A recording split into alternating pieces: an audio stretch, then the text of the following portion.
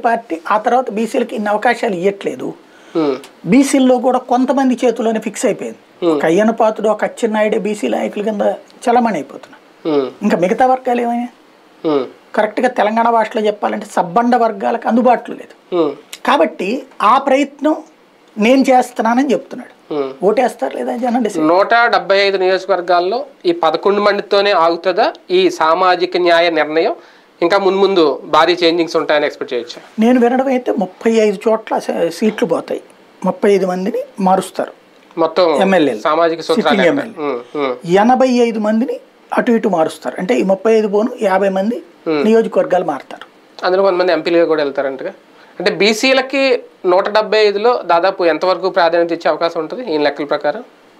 నేను విన్న లెక్క అయితే ఇప్పుడు ఎస్సీ ఎస్టీ సెగ్మెంట్లు పోను, మిగతా ఎన్నైతే ఉన్నాయో అవి కాకుండా మిగతా సీట్లు ఎన్ని ఉన్నాయో అన్నిట్లలో కరెక్ట్ గా 33% ఇస్తారట. అంటే బీసీలకి 33% అని చెప్తున్నారు కదా, కరెక్ట్ గా 33%. ఇందులో మహిళల కోట ఇంక్లూడింగ్ అది ఎక్స్ట్రా అందులోనే ఉంటారు కదా. ఇప్పుడు ఎస్సీలో కూడా అది మహిళలు కూడా, అది ఓకే. అంటే మహిళలకు కూడా ప్రాధాన్యత ఇస్తారు, మహిళలకు కూడా ప్రాధాన్యత ఇస్తారు. ప్రతి పార్లమెంట్ నియోజకవర్గానికి ఒక మహిళ అనే కాన్సెప్ట్ తో వెళ్తున్నారు. అంటే 25 మంది మహిళలకు అవకాశం ఉన్నట్టే ఒక రకంగా ఈసారి.